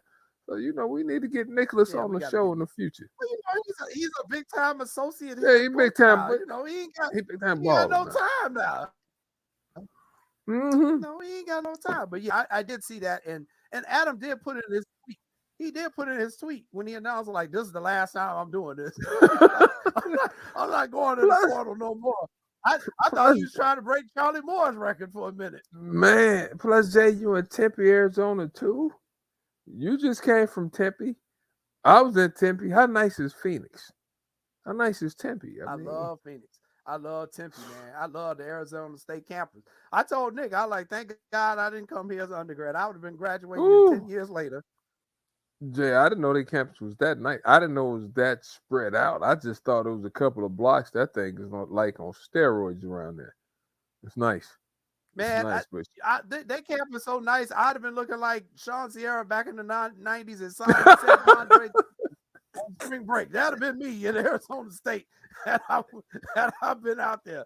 I'd have been just like Sean Sierra back in the day. I would have never graduated. They got swimming pools on top of the dorms, man. They got pool parties like damn near every day. I'm like, when do these people go to class? That's the sign of the times, right? If you have to keep up with the Joneses and everybody has nice stuff, most of the quote major universities have nice stuff. Like they say, Alabama stuff is so nice, Jay, just in terms of football and stuff like that. But you know, the Power Five and the money they're bringing in from the NCAA tournament, from the football playoffs and stuff like that, that money affords you nice dorms. That money affords you nice classroom buildings and stuff. I tell people all the time when people say, sports, these coaches making too much money. Well, the school is making a lot of money on athletics. Ain't nobody saying that. Have you heard a president complain about how much money they getting? No. From the tournaments and the football play? They not giving it back. Like, Jay, if I'm correct, I think every school in the Big Ten last year got like 52 million. 52 million, Jay. Something crazy. I mean, come on. Yeah. Come on. And we're not talking about this season. They get to a lot of swimming pools. They get you a lot of swimming pools. That's 52 million from the tournaments and all the TV deals, all that extra stuff. I mean, come on, Jay. Stop it. Yeah. Stop playing with me. All right. Let's talk some baseball. Hey, don't forget the TV deal that Kevin Warren just worked out with the Big Ten. All right, the school's going to be getting 100 million, almost 100 million, except between 70 and 100 million a year. And we're not talking about why do you think USC and UCLA is like, I love the Midwest. I love Chicago, Indianapolis, St. Louis. Why do you think they jump ship? Yeah, $70 to $100 million a year. And that's not counting the ticket sales, the parking lot prices. Nope. Not included at all. I mean, think about that. Think about that now. That's why, Jay, that's another mental health. That's a lot of stress coming with them jobs now because you're making a lot of money. But you know what, though? I got to say this, too, though, because, you know, and my wife is, you know, she's put this in my head, too, now. And she make a good point. And everybody know my wife graduated from Texas A&M. But here's the thing. She says, you're right. They are making $100 million. So why the hell is the tuition $70,000 a year? Because if you're making that much money, it's a whole lot more of your student body who could be going to that school at a significant reduce in cost. Because if you can because get into it's school. a business. Because it's a business. It's a business. They're not going to, trust me, they're not going to lower tuition, okay, unless you're a special player or whatever, okay, because they still getting the money there. They're still getting all the endowment money that they have. Why they want such big endowments, I have no, what do they do with them? What do they do with endowments? They build buildings, expand. All right, they'll probably use that to expand so you can bring in more students who are going to pay more $50,000, $60,000, $70,000 a year. Okay, Exactly. so that money is an investment into more students. I would imagine, just from a business perspective. I remember when I worked at SMU, like in 2006, the tuition was like $57,000 in 2006. Then we went to visit Charlie Moore at Cal, and the tuition back then was like $75,000, and this was like maybe 7 years ago. Think about that. That's a lot of money. Why is tuition? Like Sean said, it's a business. That's a great question too. That's a heck of a lot of money. If I were colleges, I'd be like, don't count my money. Stay out my pockets. You do you. We're going to do us. That's a great point. I agree with you, Sean. It is definitely a business. I just think of the larger impact we're having on society if we make it unaffordable for people to go to school. I think that's the other part of it. That's the other side of the coin of it, is that, what are we doing in society if we're putting this thing so far out of reach for some people to attain education so that they can improve their life as well. Don't get me wrong. And I know this is capitalism and that's just part of what comes with it, but I just think somehow they got to find a way a little bit to help some of the other people. That's all I'm saying. Jay, I disagree with you.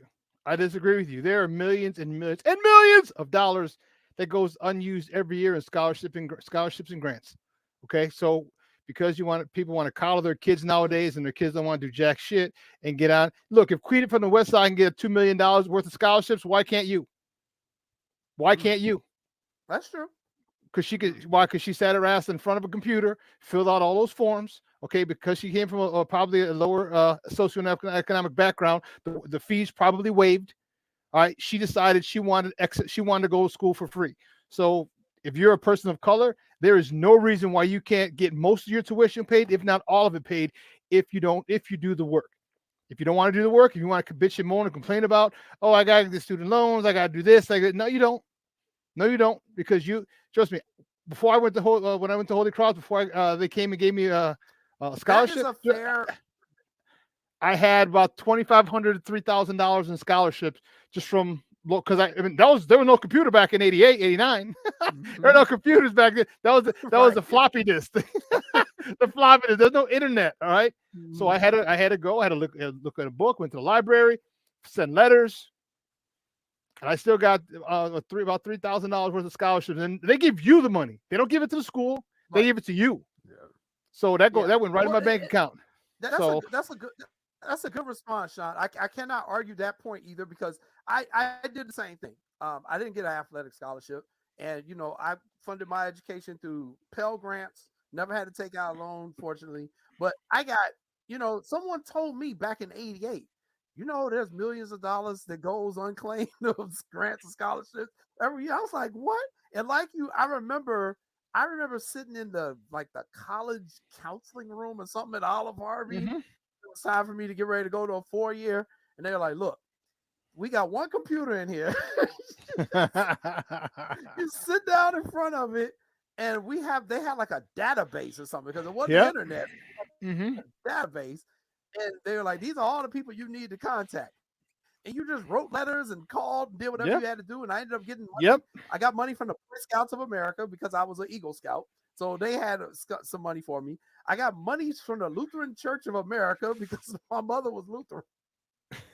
I got money from like the Catholic people because my aunt was a Catholic person. So I was getting money from just piecemealing it kind of all together. And that's how I did it. So I do agree with you that, people do have to work. And even my wife says that. She's like, people think that athletics is the only way kid can get a scholarship. They get academic scholarships all the time. But you got to put in the work in the classroom for one. People don't understand, man. You get a lot of companies. You have a lot of companies who make a lot of money, and it's a tax write-off for them.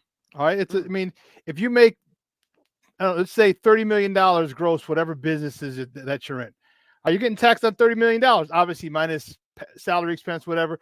But you're like, damn, do I get taxed on $30 million? Or can we give $500,000 away in scholarships? All right, boom, that's tax write-off. So tons of businesses, Fortune 500 companies do it. They don't give a damn about, we care about the next generation. No, you don't. You're a damn lie. You care about not being taxed off a higher tax bracket. Stop it. Stop playing. It sounds good, but what? That's the bottom line. Because Stone Cold said so. I don't disagree with y'all, but here's a problem that I kind of have. Like, I don't like hearing like your parents make too much money, you shouldn't get. I think the government should give everybody a little bit of money if you pay taxes and your kids want to go to school, right? Because it was 6 of us, and I tell the story how my father made like $50,000, and we couldn't get the Pell Grant. It's 6 of us, like we can't get nothing. And like you said though, now I do agree you got to work hard and find the stuff, but like Jid just said, I think some counselors are lazy and don't tell kids what they could do, because a lot of time knowledge is key, and sometimes people don't really know you need to do A, B, C, and D. That's why I just think we need to have somebody on the show. But I'm still pissed about not being able to get the Pell Grant and them telling my daughter, your parents make too much money, you can't get nothing. Come on, stop it. Now she did her leg work now for grad school. She was on scholarship going to whatchamacallit when she went to Hampton. She's on volleyball scholarship. She got most of her stuff paid for in Central Florida. And the other one, she did leg work. Let me go this. Let me look at this scholarship. Let me look at that, so she get more money and stuff like that. But it's tough, and I agree with you too, Jay. Like, I understand it's business, like you saying, Sean, but 80,000, I'm gonna stay out of people's pockets. I'm like, damn, should school really? And I know them don't even curse on the show. I'm like, damn, should school really cost that much? Hey, it's pretty. That's like the state of Illinois. Where's all that gambling and reefer money taxes going? But that's another podcast. Exactly, because that's another podcast. Exactly, because that right there is crazy. So that's $1 billion in reefer, over $1 billion in reefer sales. Man, we need to. We know where that money went. It didn't go into them. It didn't go into fixing them potholes. I tell you that. Exactly. And where's the lottery money going? Yeah, lots of questions. All right. Thanks, Sean. All right, we're going to talk a little bit about our White Sox, Lance. Good Lord. The White Sox have not won a series yet this season. Now, it's only 3 weeks into the season. However, when you asked me a few weeks on the show my thoughts on this upcoming season, I said, I'm going to wait and see, but I don't feel confident about this team. And I said, because the major problem I have with the White Sox are the injuries. That was my major problem with them. I said, you got the same people coming back who have a history of injuries. I'm just not confident they're going to stay healthy. We already 3 weeks in the season. Eloy already been in the disabled list. Yo-Yo currently on the disabled list. Tim Anderson currently on the disabled list. Joe Kelly back on the disabled list. Luis Robert hadn't been there yet, but I think he's next because he's about due. But there are even more. I think did you do like a printout of everybody who's currently on the disabled list? Oh man, I gotta find it, but I looked at it. You were spot on, Jay, what you said. And my thing is this: the best availability is being available to play. Right. And I looked, Jay, and it was about 9 people on that. This one day to day, this we talked about Eloy and stuff like that. My problem was we said the same stuff last year at the start of the season last year. At like the 40 game mark in the season last year, we were talking about we still have players hurt. So my thing is this, Jay, y'all know I've been hurt too. but it's supposed to be a different level when you reach the major leagues, right? And like we start off the season with people hurt every year, so at a high rate. It's not like you got one person hurt. It's at a high rate. So, I mean, are we eating the right foods? Are they doing the right strength and conditioning? Or is the major league season too long and maybe training camp needs to be a little bit longer? I mean, what's your thoughts on the situation, cuz? Well, I mean, they've changed training staffs. So they brought in a whole new training staff because they felt that could have been the problem the last few years. And now these guys still getting hurt. And my point is, these dudes just keep getting hurt. They're a problem. It's no different than Kerry Wood and Mark Pryor back in the day for the Cubs. That's the way I see Eloy and Yo-Yo is our Kerry Wood and Mark Pryor, which is why I was willing to do away with them after last season. I'm like, I've seen this show before. Yeah, they gonna come out, they gonna be hot, and then all of a sudden something gonna happen. I can't keep watching this movie. I'm cool with Jake Berger at third base. I said that. I know his defense isn't as good as Yo-Yo, but that fool can hit. he hit like crazy. He's smoking the ball, which is what I said. And he coming off major injuries too, but he hadn't been hurt, lately. I just don't think you can win if the guys are not available, man. And you got to make those moves. And then the second problem is their pitching is atrocious. It's just bad. It's just bad. I don't know if Michael Kopech will ever become what we think he can be because his control is just suspect and he hasn't developed an off-speed pitch. I'm just really irked with the White Sox.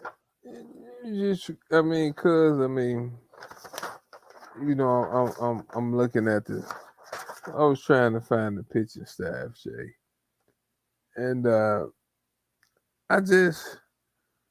was gonna ask you this: is it the cold weather? Like, is your body better in a warm climate? Is it just cold in Chicago where guys' bodies just not as tough playing in the cold? I mean, I don't know, but with that being said, because I mean, it's just bad. It's bad, and until you're able to consistently put a unit on the field, and no matter what sport you play, football, basketball, baseball, then you're gonna struggle. Because and I know, it's a difference between a starter most of the time and a bag up. And that's how it is in most sports. It's a difference between Anthony Davis and a bag up. It's the difference between Zach Levine. It's the difference between Dylan Cease and the difference between somebody coming in for them. So I don't know, but you said they just changed the training staff. I didn't even know that it was traded. So, Jay, do you think they're playing too many games? Baseball players? Yes. Huh. I've gone back and forth with this. I would love to see them move it to a 150 game season, but as Sean just said on our previous conversation, it's a business.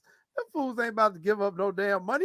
Hell, they just added extra games in the NFL season. That's the most physical sport humanly possible. We know they shouldn't be playing 17 football games, but they gonna do what they gonna do because the money is too big. So, do I think they're playing too many games? Yeah. Because you're doing 162 games plus another 30 games in spring training. Even though, don't get me wrong, you're not playing a full game during spring training. But then you get to the playoffs. Then you're gonna have the playoffs.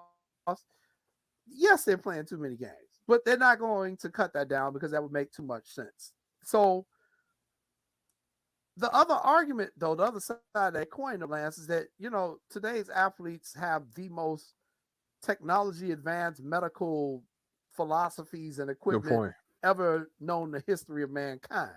So some of this is on the athlete too, man. You got to get your body ready for that grind. And I just think a lot of them not willing to do that, especially once they get their paper.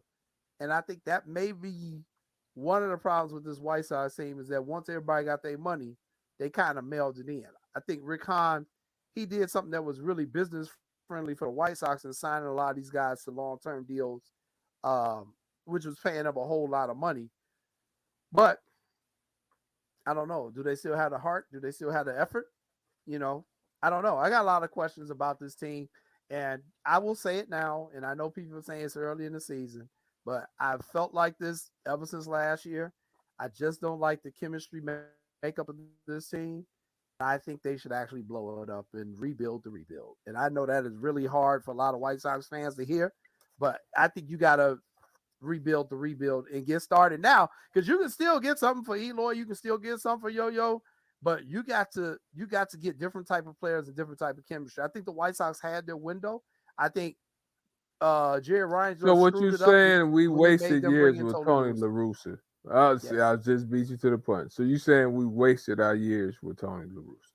Yes, I think those 2 years with Tony La Russa really put them back. It really put them back. It changed the mojo. It changed the whole chemistry of the team.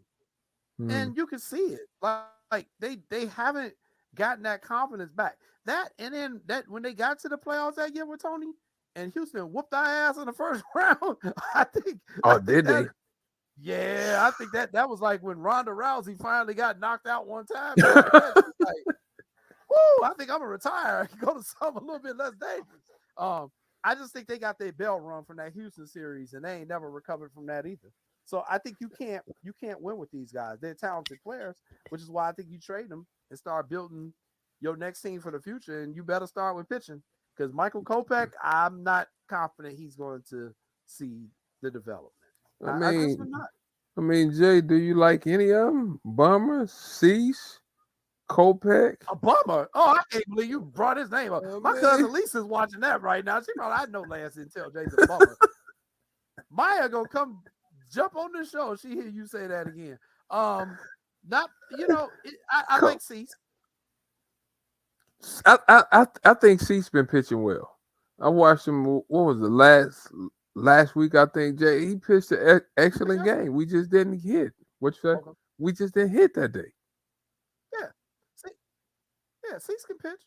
No doubt. They got a pitcher, but I think Clevenger's been okay, for what you got for him. But it's just, I think Lance Lynn he's probably really a 4, and you got him pitching as a number 2. They need a left-handed starter. I've been saying that for a while. I don't know why they didn't address that issue. And the bullpen has just been god awful. I feel sorry for the manager. Every time he brings somebody in, they just as bad as dude he just left in. So the man, his hands are tied. But Jay, I've been talking about the pitching for 2.5 years. It's the first thing we talk about every year. Jay, the pitching, but it's always a but, Jay. Then we always talk about the hitting. I used to say last year, oh man, we got a good hitting team. We got all this power. When you was looking at me like, power? We were swinging for the fence all the time, missing, striking out. At some point in time, I think it was a year ago, we damn near, let me stop doing that. We led the league in strikeouts almost. We was swinging for the fence. But sometimes, Jay, from a coaching standpoint, you only have a short window. And sometimes your window will pass you by.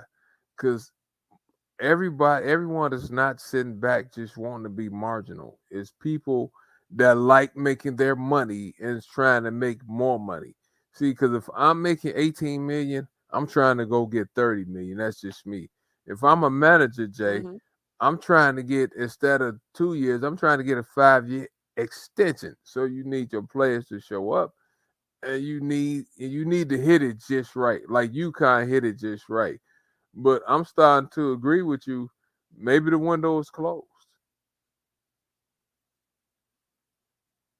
Yeah. So it's a really hard pill to have to accept. Yeah. But it's just, I just don't see it, man. I just don't see it with this team, man. And I love Tim Anderson. I love Tim. I love Luis Robert. But man, I want the team to win. It don't matter how much I love individual players. If they ain't winning no championships, or they ain't winning the division when it ain't a COVID year, I mean, they ain't doing nothing. We need the team to perform, and I just don't think they have the right chemistry. I do like the manager. I think he's a good guy. I think he knows what he's doing, but I think, as Ozzie Guillen Jr. comes on and says all the time, this is not a third manager with the same group of players. You didn't like Ricky Renteria, and I agree with that decision. Nobody liked Tony La Russa, and now you're on your third manager. So if you can't do it with this third manager, it ain't the manager. No, and as a manager, Jay, like you can only do so much if your players are not performing and maybe they're not good enough. And you're in a situation where these days they're not letting you sit around for 5 years, Jay. No sport, no team is letting you sit around for 5 years losing. They will get you out of there first before they get the players out of there. And sometimes you don't even have a fighting chance. Like, what is he supposed to do with half his team hurt? Half the team hurt. Is that his fault? Is that his fault? But when your record is getting beaten up because your players not available to play, your record is getting beaten up, they're not gonna come back and say the players, well, they might say a little bit, well, they had a lot of injuries. They're gonna look at your wins-loss record. They're not gonna say players missed 50 games because of injuries. They're gonna put an asterisk by there and they're gonna say, okay, let's bring another manager in. So that's a tough situation. So I'm starting to look like you. You starting to convince me maybe they do need to blow it up. And you know what? And this is another reason why I'm getting upset too. Because I'm tired of hearing from Sean Merritt and Nick talk about the Cubs. I don't want to hear their mouths talking about your team's supposed to be so good and all this and all that. I don't want Jay. I don't want to hear that. I don't want to see Nikki and Sean running around with Cubs hats, Cubs jerseys, talking about I told you. Do you want to hear that BS? I don't. I don't want to hear it. I don't want to hear it. But they got every right to say it because it's true. And I can't deny it. I can't deny it at all. So what can I say? Shout out to our boy Julian Green. I like going to a Cubs game. So we need to we need to reach out to Julian and go watch a Cubs game. We definitely need to do that. Okay. Last topic, as we're getting a little bit late in the show here. The Blackhawks finished their season, and they finished with the third worst record in the NHL. So this season was a complete failure because we wanted to finish dead last, but we finished third from last, which isn't bad. They will be in the lottery for the Connor Bernard sweepstakes. Connor Bernard, I know you're not a hockey aficionado. He is basically not at all. That's your the dude. Is he the next Gretzky? Is he the next Gretzky? Yes. He's the next Gretzky. Yes. So, he is the next Gretzky. So shout out to our guy Jonathan Toews, though. Yes. I just hate when you at the end of your career because he had some great years. I think he won 3 Stanley Cups, Jay? Yes, he did. So a shout out. You want a guy like that to go out on a winning note. So shout out to Toews. He had a great career with the Blackhawks. But Jay, like, you're betting that you get the number 1 pick. Can and will they get the number 1 pick? I don't know, Jay, but I knew we were having a bad year when I looked online, and like you told me, I didn't believe it, but you told me I could get a ticket for as low as $3. So when I looked online and saw a $3 ticket, I said, oh, hell. That's when you know you're struggling. So what do they need to do, Jay? Like, they got the Joneses. I don't know, Jay. Like, how can we get better? Well, so here's the thing. So he's already put. Here's why I like Kyle Davidson so far. He's doing what nobody wants to do. Everybody wants a big fat turkey, but nobody wants to ring the turkey neck. So he came out, What you mean by that? Because he was like, we're not re-signing Jonathan Toews.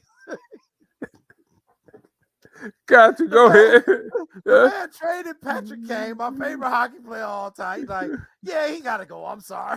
He traded away everybody he could get something of value for. That's why I'm saying the White Sox got to do the same thing.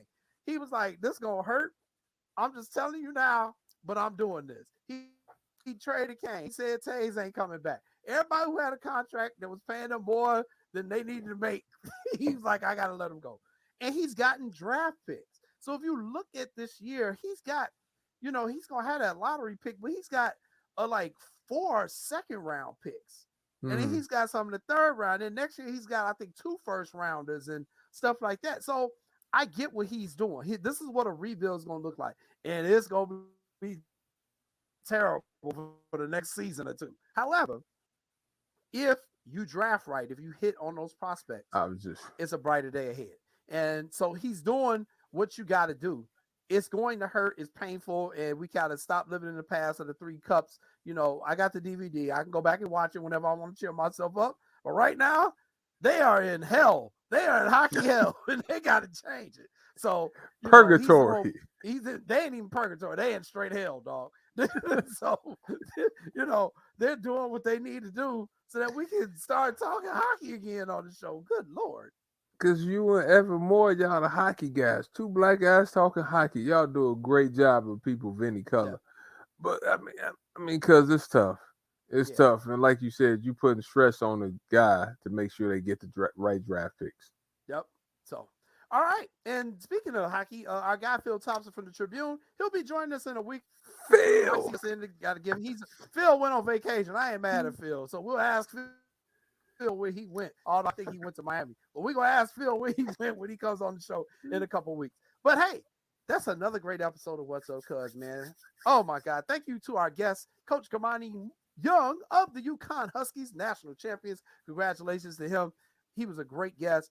Lance proved that he knew pretty good amount of stuff about Jackie Robinson. He got 60%. So that's pretty good. And next week we'll come back with Jump Ball, and then we'll come back with another What Lance Knows. So those are our 2 new segments. But for our super producer, Sean Sierra, for my cousin, Lance C. Irvin, I am Jason Palmer. Thank you for tuning in for What's Up, Cuz. We will see you again next Monday night at 6 p.m. Take care. Peace.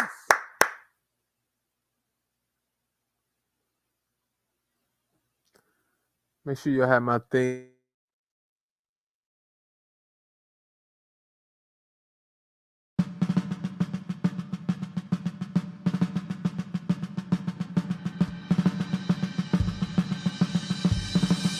Lift every voice and sing till earth and heaven ring with the harmonies of liberty. Let our rejoicing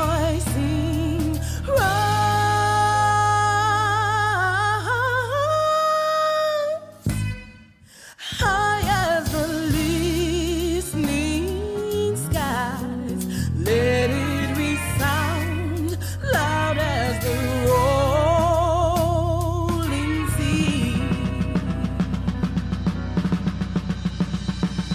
Sing a song full of the faith that the dark past has taught us.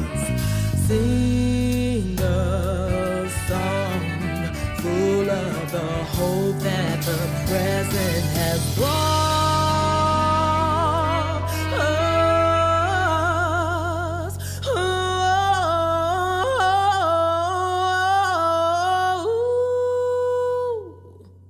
Facing the rising sun of a new day begun. We will march on to victory. We will march on to victory. Let us march on to victory. Is what